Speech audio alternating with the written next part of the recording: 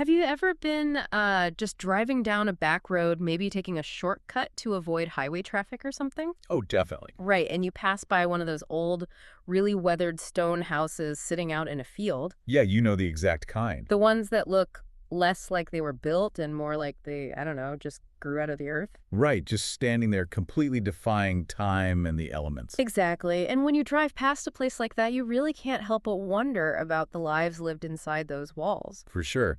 You see it and instinctively know there's a massive human story locked inside that masonry. I mean, who actually took the time to lay those stones? What kind of world were they looking at through those narrow windows? It's a profound curiosity. It really is. So, today we are actually answering those exact questions by zooming in on one very specific surviving structure. And we've got a fantastic source to help us translate that story today. We do.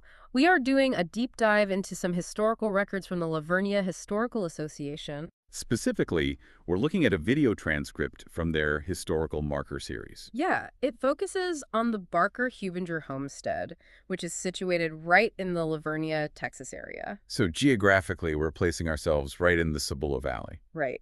And our mission for this deep dive is to examine how this single physical location, this rock house from 1871, functions as a literal time capsule. We're going to deconstruct the architecture, look at the natural resources on the property, and analyze the families who live there. Because by tracing the history of just this one plot of land, we're essentially watching the entire evolution of the Cibolo Valley unfold. From the grueling frontier days right after the Civil War. Yeah, all the way up to the dawn of the 21st century. It is a staggering amount of human history to happen in a single front yard. It really is.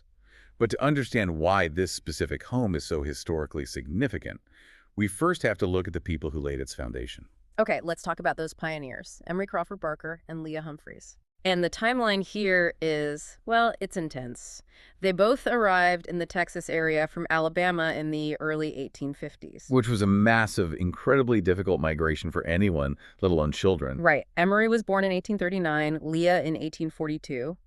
And then Emory goes on to serve in Terry's Texas Rangers during the Civil War. Talk about surviving sheer brutality. Seriously. Then they marry right after the war in 1866 and eventually have 7 children together. That biographical timeline just screams resilience. They're stepping into a deeply transitional, fractured post-war era in Texas. Yeah, the state is economically devastated. Exactly. And they're trying to build a secure life entirely from scratch. Okay, let's unpack this, because I am looking at this timeline and I'm fundamentally confused by their next move. How so? Well, he just survived the Civil War. He's starting a family that's going to have 7 kids.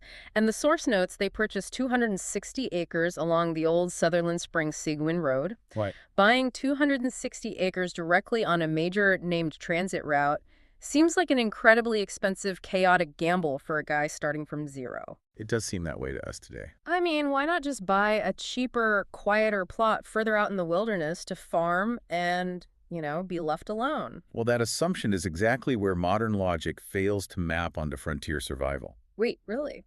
Yeah. Establishing a homestead on a named road like that wasn't about isolation. It was a masterclass in deliberate economic positioning. Oh, so it's strategic. Extremely.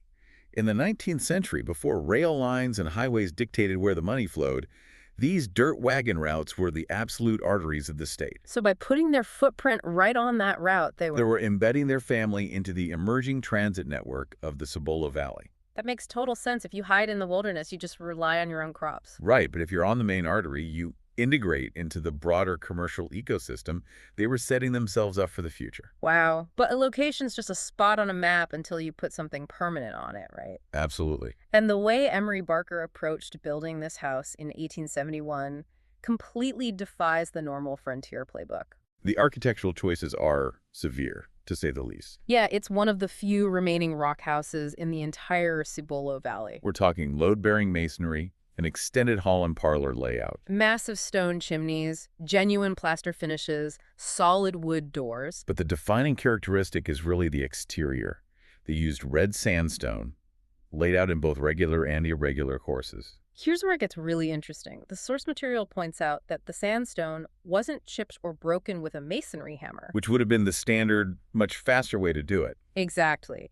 The stone for the Barker house was sawed. Sawing sandstone in 1871 is just a monumental undertaking.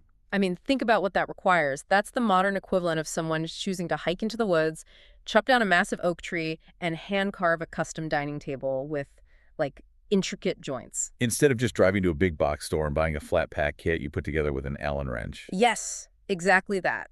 Sawing stone block by block requires specialized tools and excruciating physical labor. And time. So much time. Right, so why would a family living on the 1870s frontier with mouths to feed and 260 acres to manage go to such painstaking extremes just for the walls of their house? Why not throw up a quick timber structure? What's fascinating here is what that agonizing level of craftsmanship signifies about their psychological state. Oh, like what they were trying to prove. Yeah. Look at the architecture. The sheer effort of dragging a saw through stone to create those sheer faces, combined with the detailed craftsmanship in the corner quoins. And the corner quoins are those massive, highly finished stones that interlock at the exterior corners. They are. And they serve a crucial engineering purpose, reinforcing the corners where masonry is historically the weakest. Bracing it against the Texas weather. Exactly.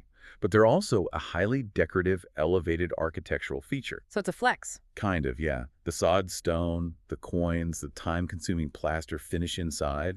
These are profound declarations of permanence. It's them physically saying, we are never moving again. Exactly. Consider what they lived through. Migration, war, economic collapse. They're loudly declaring an end to their transitional phase. Yes. They aren't just trying to survive the environment. They are deliberately engineering a legacy designed to outlast them by centuries. And they were building more than just a family sanctuary, too. The property has an adjacent building made of rough-cut sandstone with timbered side gables. Which the records indicate was likely a ranch hand bunkhouse. That tells you everything about the scale of their ambition, right? Enduring infrastructure for a dedicated workforce. Which points directly to the fact that this wasn't just a quiet family farm. It was a serious, high-volume operation. And an operation like that relies entirely on one critical natural resource. The spring-fed water well. Yes, the well. This is the mechanism that elevated the homestead from a successful private farm to an absolute regional necessity. When I picture a frontier well, I think of, like, a wooden bucket on a frayed rope dropping into a muddy hole. Oh, this was not that. Not at all. The structure of the well matches the severe engineering of the main house. It's a large circular well with a heavy concrete cap on a deep shaft. And that entire deep shaft is meticulously lined with the exact same sawed stone used to build the residence. It's municipal-grade engineering sitting in a private yard. But the real magic is the water source itself. It was spring-fed. Right. And in the semi-arid climate of south-central Texas, reliable water isn't just a convenience. No, it dictates everything. It's the singular biological force that controls all human and economic activity. Like, if you're plotting a route in the 1870s with horses and heavy wagons, you aren't looking at towns on your map. You're drawing your route exclusively from reliable water source to reliable water source. You simply cannot push through another 20 miles if the animals are failing. Exactly. Let me throw a modern analogy at you. Go for it. If you're on a massive cross-country road trip today in an EV, an electric vehicle, you have to map your entire journey around highway supercharger stations. Right. Your route is held hostage by the infrastructure. Exactly. That captures the dynamic perfectly because the Barkers over-engineered this incredible spring-fed well and put it right on the Sutherland Springs-Seguin Road. Their private well turned the homestead into a highly popular, unavoidable stop for stagecoaches. But I have to wonder how that changes the daily reality for someone like Leah Barker. Oh, massively. Right, because having a vital piece of public infrastructure in your front yard, how does that change your life compared to living on an isolated farm 5 miles off the road? It completely blurs the line between private domesticity and public commerce. Yeah. If you live on an isolated farm back then, you see your immediate family and maybe a neighbor once a month. But for the Barkers, Their front yard operates as a bustling commercial hub. Stagecoach drivers, weary travelers, merchants moving freight. They are physically required to stop there. The private family estate is forcibly drafted into becoming public infrastructure. Exactly. They're constantly exposed to news from the outside world, emerging goods, new people passing through. The grand architecture made the house an immovable fortress, but the spring-fed well anchored them to the broader economic network. The home was private, but the yard was the lifeblood of regional travel. It's incredible to picture that sensory environment. Leah Barker managing 7 kids inside this meticulously plastered stone house. While outside there's just constant noise, dust, and commerce from stagecoaches rolling up to the well. Yeah. But, as we know, eras inevitably end. The Barkers didn't hold the property forever. No, they didn't. In 1879, they sold the homestead and relocated to Blanco County. And the property passed through a few different owners until we hit a massive timeline shift in November 1916. And the world of 1916 is fundamentally unrecognizable from the world of 1871. The juxtaposition is just jarring. The Wild West is rapidly fading into memory. Automobiles are replacing horse-drawn wagons. World War I is raging in Europe. Right. And in November 1916, Rudolph and Adelia Huebinger purchased the house.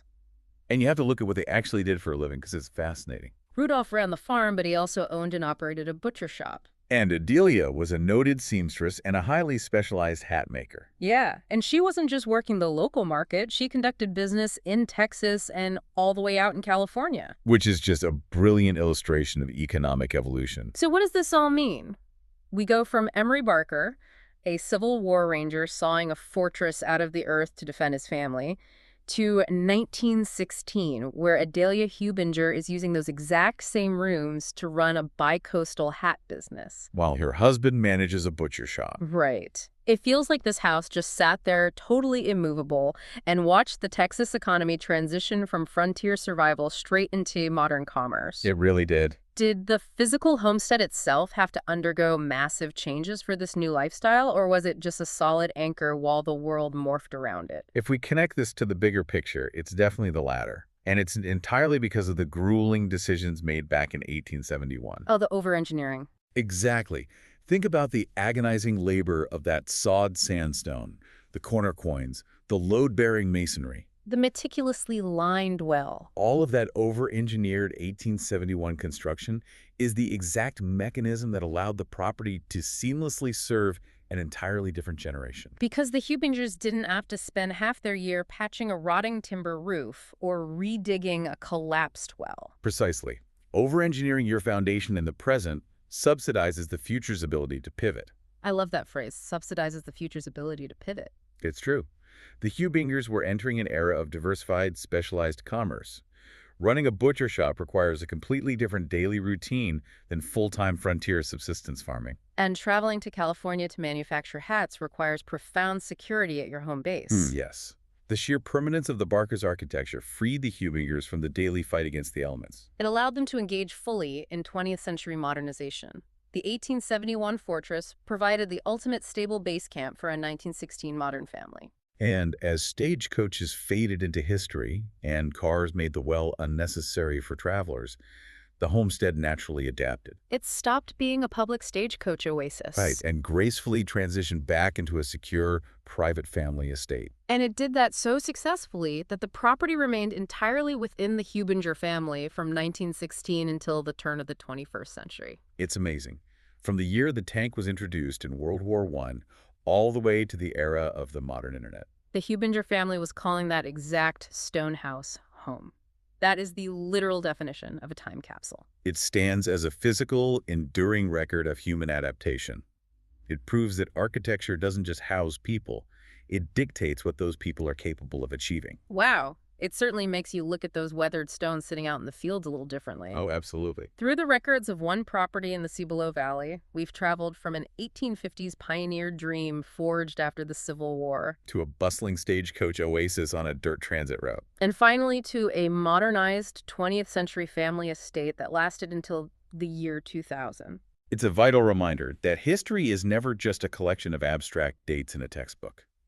History is highly tangible. It's physically etched into the sawed stone walls, the deep wells, the timbered gables right in our own backyards. Especially in richly historic regions like the Vernia area. Yeah.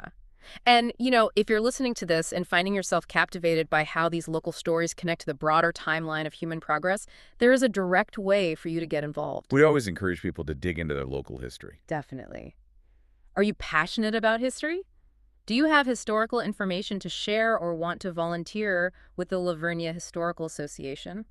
Reach out to us at info@laverniahistory.com.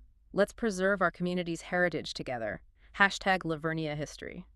Because without organizations doing that painstaking work of preservation, we wouldn't be able to decipher the stories of the Barkers and the Huebingers today. No, we wouldn't. Without active local preservation, these critical human narratives are simply paved over. Yeah, lost to time entirely. The stones might manage to stand for another century, but the voices of the people who laid them are permanently silenced. Yeah, exactly. Which brings me to a final thought I want to leave you with today. Let's hear it. The red sandstone of the Barker-Huebinger house was quite literally sawed from the surrounding earth of the Cibolo Valley. They utilized the most abundant materials they had at hand to build something unapologetically permanent. Making that home a physical reflection of the land itself. Right. And of that turbulent era, it really makes you wonder, if the walls of your own home were constructed today from the most abundant materials and the defining stories of your immediate surroundings, what exactly would your house be built out of? That's a great question. And more importantly, when someone is driving past it 150 years from now, looking at the weathered remains out their window, what story would it tell them about the life you lived inside?